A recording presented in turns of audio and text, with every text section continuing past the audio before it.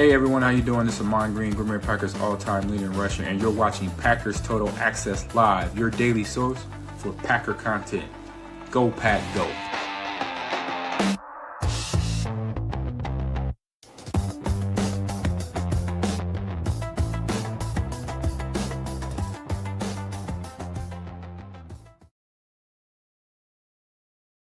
What's up, guys? Welcome into Packers Total Access. My name is Clayton. You can check us out on Packernet.com. Find me on Twitter at Packers_access. As Black Monday rolls on here, the darkness has settled in over Green. No, I'm just kidding, man. Listen, it's a rough day for us Packer fans. You guys know it was tough seeing all the injuries happen yesterday. If you were on the live stream with us earlier today, we gave you an update on Christian Watson, which was great news. Sounds like, if I had to guess, Christian may play against the Chicago Bears. Probably going to be 1 to 2 weeks, I would imagine, if we're on the conservative side. That's great news. Again, we're waiting on the details of the injury, all that stuff. So just take that with a grain of salt. That's the best we have right now. Now, obviously, the big news of yesterday, Micah Parsons leaving the game with what appeared to be an ACL. We didn't want to speculate too much, although everybody's seen the injury.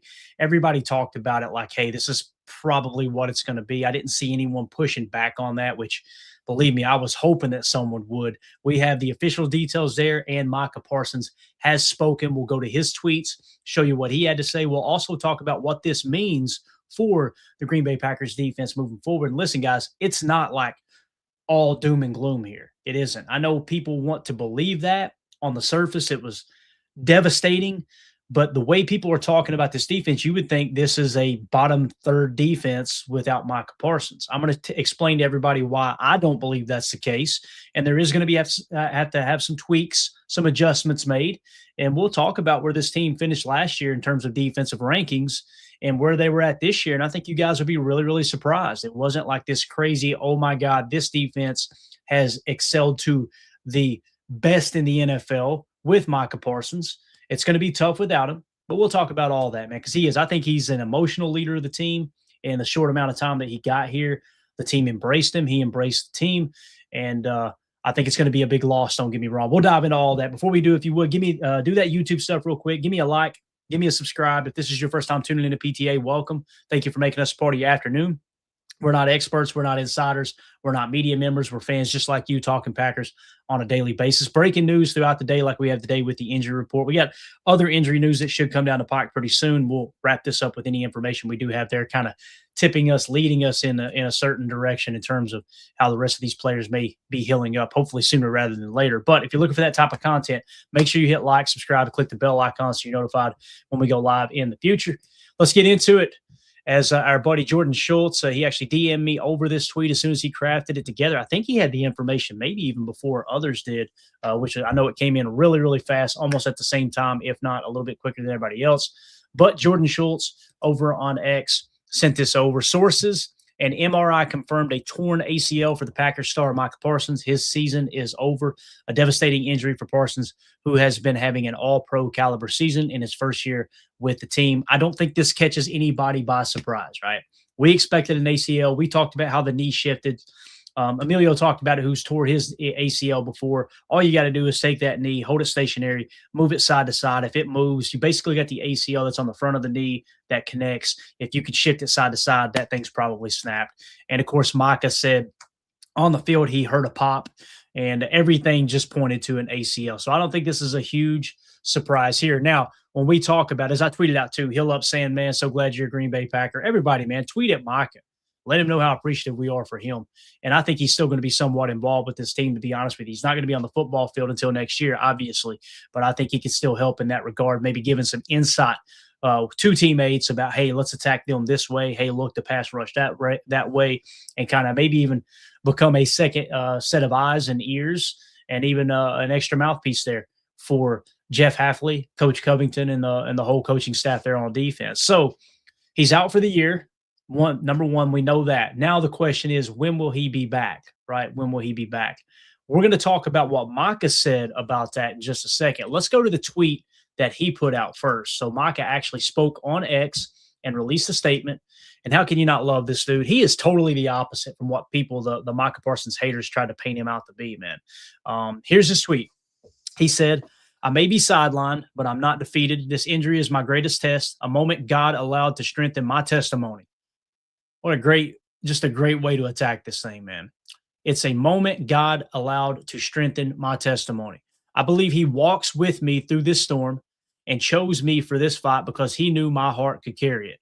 I'm deeply grateful to the Packers organization and my teammates for their unwavering support, love, and belief in me during this season. I trust his timing, his plan, and his purpose.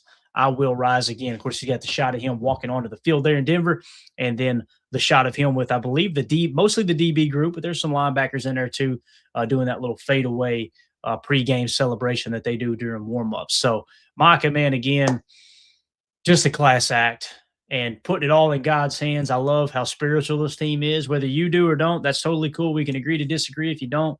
I love that that's what his life's kind of rooted in, as are many Green Bay Packer players on this team as well. You know, you hear about Christian Watson all the time. You hear about Jayden Reed. He's very open about that. I mean, pretty much, I don't want to say all of them, but a large majority of the team, they're rooted in that. And I think that's a great place to be. So again, man, he's looking at this like, hey, look, this is all part of God's plan. And with his timing, his purpose, we're going to come out the other side and we're going to be better than ever. Now, in the past, I got to be honest with you guys. I hear that and I go, man, I love the attitude, but can you really come back better than before? Boy, Christian Watson sure did. To me, that's where the pages kind of turn in my fandom. It's like I used to look at ACLs like, okay, we can't expect them to be the same player anymore, right? ACL is a big thing. Now it seems like players are coming back stronger than ever if they have the work ethic. We know Scoot has that, and we damn sure know and believe that Micah Parsons has that as well. Now, he put out another tweet, which really fired me up. I want to see what you guys think about this one. This one kind of gave me some goosebumps, man. So you're wondering, when's he coming back, right? All right, what kind of date are we looking at here, Clayton? We've heard of some players, they've made it back in 9 months. Other players, they're not fully good to go until their second season back, right? There's some stuff that nag, this and that. Here's what Micah said. He put a tweet out, and it was really simple.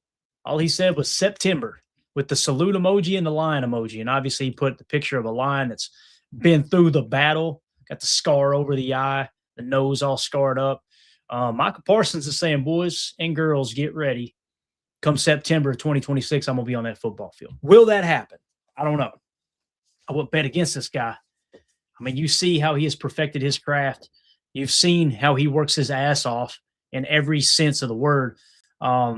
Christian Watson would have been out there in September if the doctors had let him. And this is something that's going to come into factor as well. Now, let's compare it to Christian Watson's injury a little bit. They both tore their ACL. Now, I don't know offhand just yet. You guys may have more information than me. If you do, please fire it in the chat. That's what we're all here for, right? To learn from each other. So Christian Watson tears his in the last week of the season. Micah tears his in the week 15. So he's got a 3-week jump on Christian Watson, essentially. And everybody heals different. I know there's going to be Twitter doctors that jump in here and say, oh, you can't say. I'm not saying anything's definitive. But when you look at a September return, when did Christian Watson come back? You guys correct me if I'm wrong. Somebody in the chat as quick as possible. When did Christian Watson return? Matter of fact, I could probably just Google it myself real quick. You guys usually have it before I do. Watson ACL return. Christian Watson returned on it says 274 days. So he returned to practice in October of 2025, right? Bates says week 8. So if he's got a 3-week jump on him, that would say week 5, which would technically be October. I wouldn't rule out Micah being out there by September. So, and I think what Bates is saying here is that's when he returned to the field was week 8, right? So, yeah, I love how Lions fans are in here. It's hilarious. You guys, boy, y'all are really down right now, aren't you, man? That's got to be a tough look. It'll be a real tough look. Y'all are having kind of a bad year, ain't you, man? I'm amazed. I'm amazed you had the balls to step in here, to be honest with you, after we broke the brooms out. But there you go. Let's do this since you. There it goes. I think that happened. We'll see. Yep. Oh, man, talking to himself now. All right. So September. Let me know in the chat. Do you guys think Micah can return by September? Do you think he can make it back in that time? Do you think it's going to be October? Do you think we look up in August and go, holy cow, man, he's already practicing in training camp? You know, Rashawn Gary kind of surprised us. Remember that?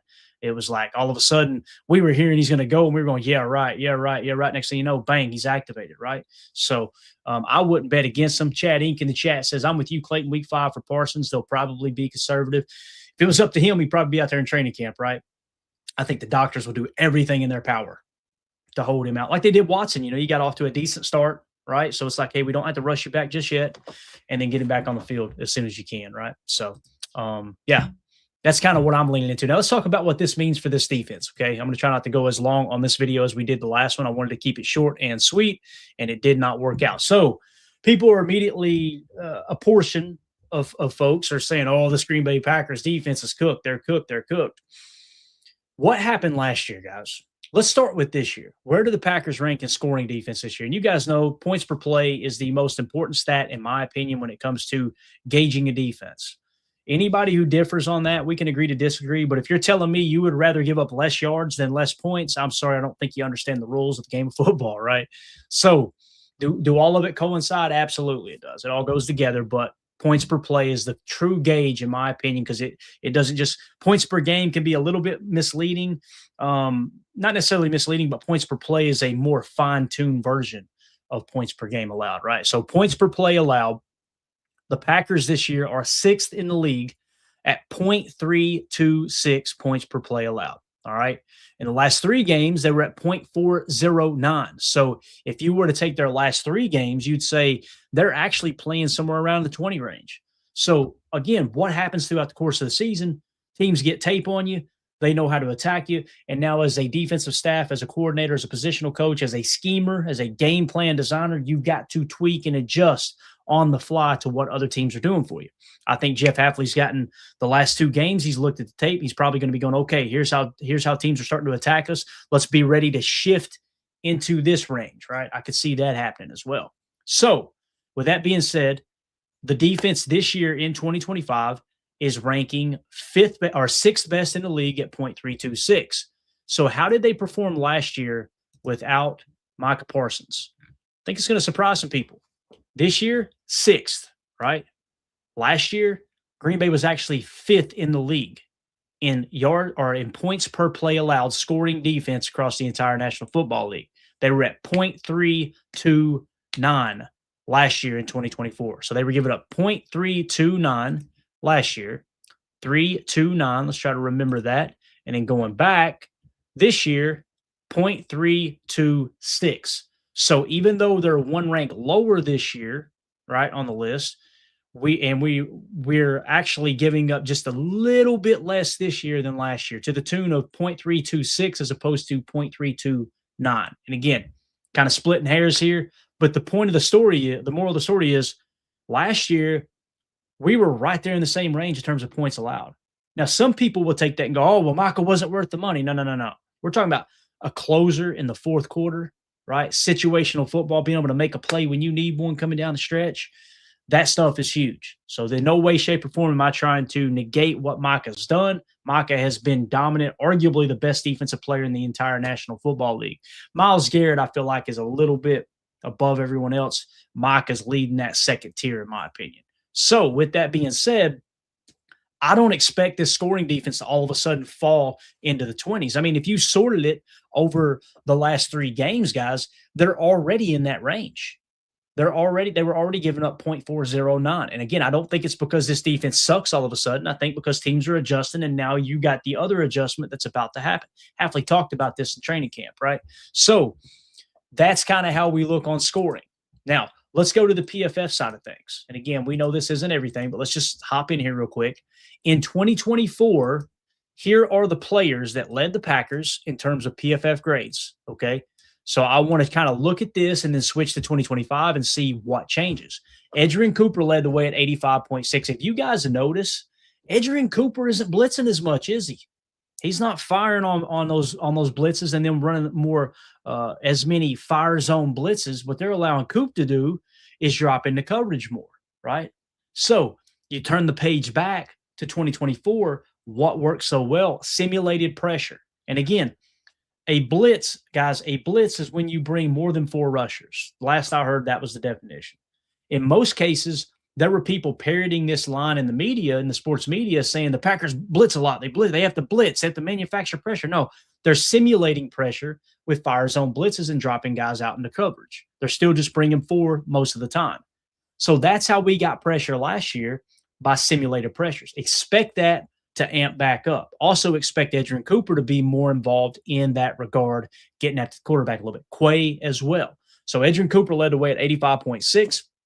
Xavier McKinney, 84.3. You remember last year, Xavier McKinney had way more interceptions. You remember last year the team had more interceptions? Now, you guys remember us talking about specifically pressure pick, coverage sack, right? And there were a portion of the fan base that would come in the chat and go, you're crazy if you think you want less sacks. Nobody's saying we want less sacks. What we're simply saying is, if you pressure the quarterback, get them off their spot, force them to rush the throw, that leads to more picks, as opposed to if 5 of those pressures where they would have been thrown into coverage end up as sacks. It's not that you don't take those sacks, but obviously the interceptions are going to go down a touch.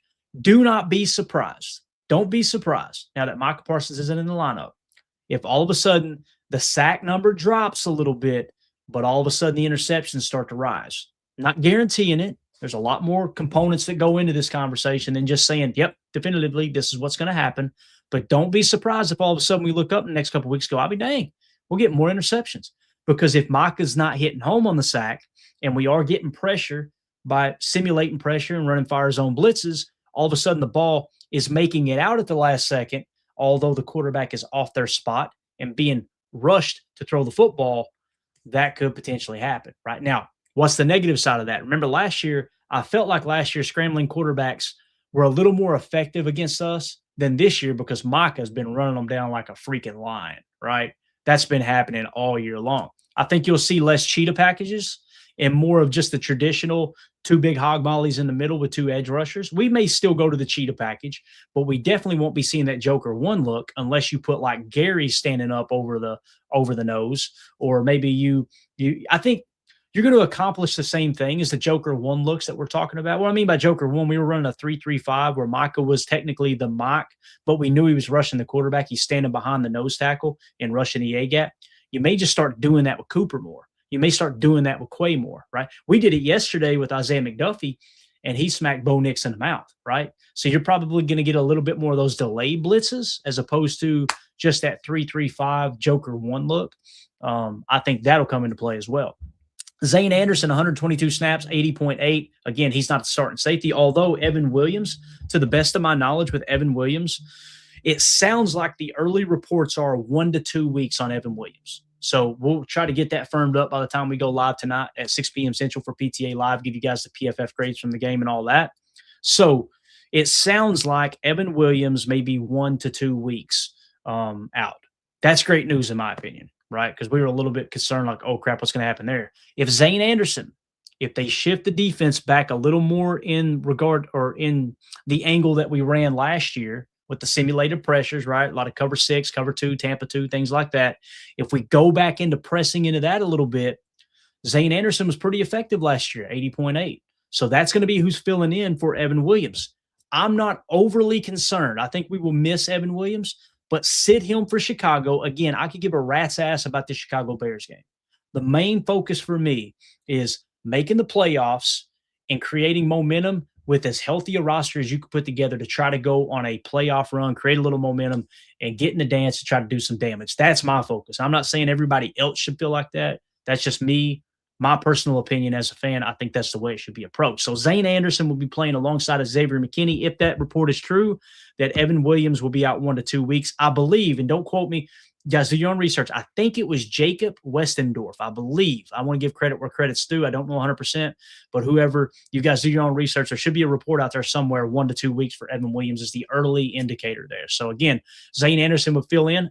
I feel okay about Zane Anderson playing out there. I really do.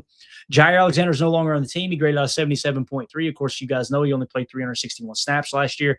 I disagreed with the PFF grade on Jair last year. I felt like he did not play near to the level that 77 played. I kept pointing to the passer rating when targeted, specifically in man coverage. I thought Ja was pretty bad last year. Is the team better with him on it? Probably, right, at the time. But again, I don't think anybody's looking at this going, oh, no, now that Micah Parsons is hurt, we're really going to miss miss Jair Alexander. I just don't see it. Obviously, Jai isn't the same player. He's not healthy.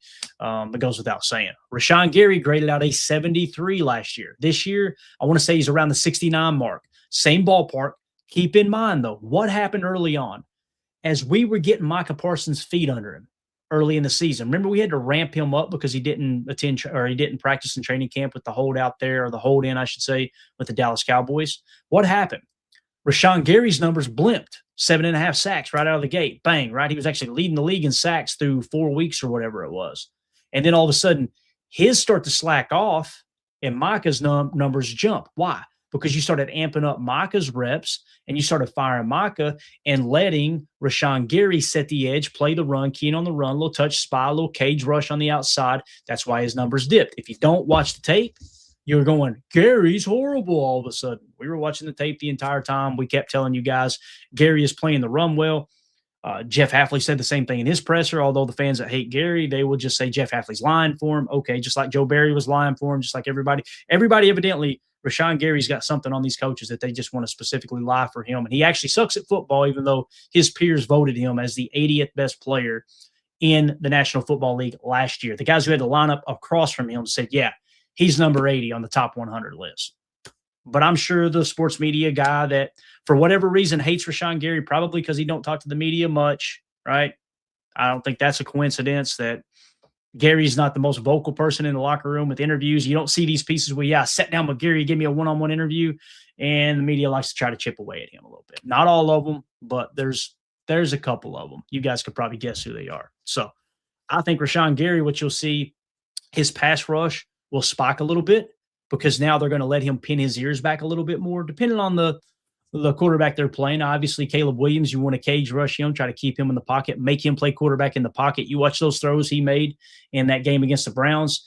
He just kept getting outside, rolling right, extending the window, 5-6 seconds to throw the ball because he's sprinting to the sideline.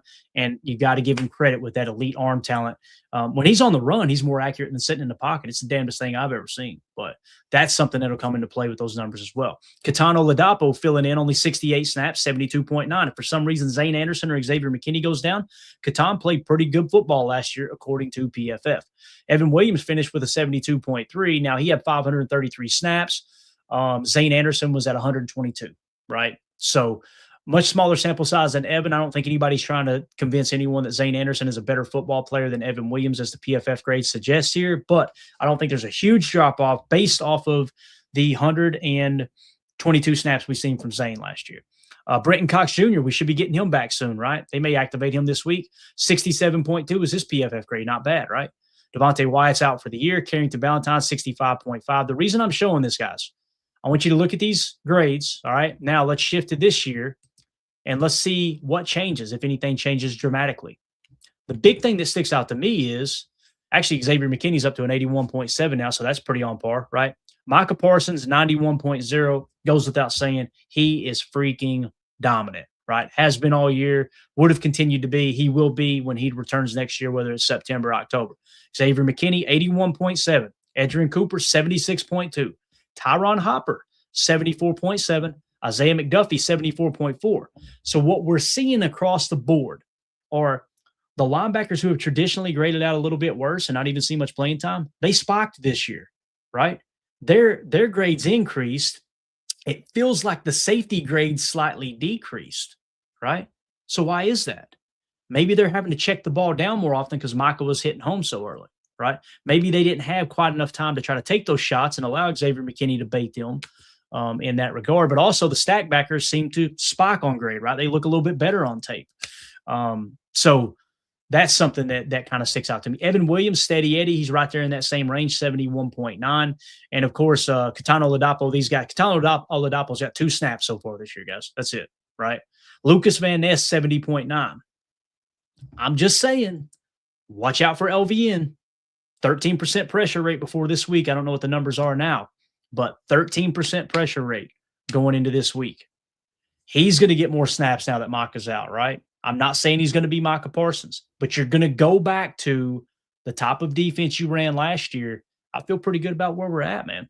Carrington Valentine, 68.8. Rashawn Gary, 68.7. Right there, like I said, he was 73 last year, 68.7 this year. Notice the pass rush grade this year, 60.6, but the run defense grade, 73.4. Watch that pass rush grade. Don't be surprised if in the next couple of weeks, all of a sudden, Rashawn Gary, oh, where's he been? Why wasn't he doing this when Michael was on the field? It's called scheme, right? It's not a guarantee. He may have hit the wall, and this might be his last year with the Packers. I may be proven wrong in a couple of weeks. I'm just talking about some of the things that popped to me in difference from last year's defense to this year's defense, with the mention that, like we said, the scoring defense is not much different. You're talking about 0.003 difference in points per play allowed. This defense is not going to fall apart like some people think it's going to. Now, if you're down Evan Williams, if you're down Quay Walker, you're already down Devontae Wyatt, that stuff, now you're down Micah Parsons, that stuff will pile up. It goes without saying, right? But if everybody's healthy other than Micah for the most part, minus Devontae Wyatt, I expect us to go out there and compete. I think people are writing this team off already, and it's going to be interesting to see how they respond. It really is. So, all right. So there's that. I wanted to hit that for you guys and gals. Just to kind of point out some of the players. Does that make sense in the chat, guys? Does that make sense how you can look at 2024's defense, 2025's defense, see some of the tendencies kind of flip with the emergence of Micah Parsons and kind of understand now we got to adjust. I'm not saying you switch the scheme straight back to what we did in 2024. I think just a slight adjustment, and you might start to bend a little bit in the direction of 2024. And it just feels like people have convinced themselves that we had a bad defense in 2024, and that just was not the case. It was not the case at all. So that's what I wanted to talk about here, give you guys the update from Micah Parsons, let you know exactly where he's at. He released that statement. He plans on being back September next year. I would not rule him out. I would not write him off. I really wouldn't. And that's what we got on Micah Parsons. So now we could turn the page on the Micah injury, start to press in a little bit more to what it means for the future or the remainder of the 2025 season and on into 2026 as we go into the playoffs. Also, the Packers' playoff hopes or playoff chances. Some people are convinced, I say they're convinced. You hear some people tweet, you hear some people talking, you think, oh, well, there goes our playoff hopes. No, as it sits right now, the Packers have an 89%, I think it was 89. It was either 87 or 89. You guys do your own research. 89% chance of making the playoffs. I talked about you can lose the next 2 weeks and beat the Vikings, and you're still in as the number 7 seed. Should we do that? No. We should try to run the damn table, try to fight for that number 1 seed, win the North, and let's just, next man up. Let's keep this truck moving. Let's go into next year hoisting the Lombardi with Micah coming back healthy, and we're the Super Bowl favorites. That would be awesome because this team played damn good football in the first half against Denver. I think that with a week of preparation and guys getting practice reps and being kind of geared up and ready to go against the Chicago Bears, everybody is riding the Packers off against the Bears. I'm going to do this. I shouldn't do this, but I'm going to do it live. I'm not going to put it on the screen. I want to check one thing, and then we'll wrap up.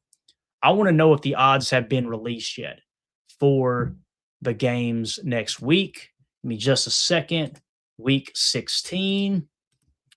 Do we have odds yet according to PFF? I don't think we do on PFF. Anybody in the chat, Bates, you may be able to help me with this if you're in here. Anybody in the chat, do we have the odds? Is there a line yet for Packers? Holy cow. Packers-Bears next week, guys. Somehow, some way, right now the line is sitting. The Packers are 1.5-point favorites. There you go. Thank you, Doug. Appreciate you, man. Packers favored by 1.5. That's just wild to think about. It really is. Because you go to social media, you turn on First Take, you turn on all the ESPN, even ESPN with Sky, it's like, oh boy, And the Bears fans think they've got this one in the bag.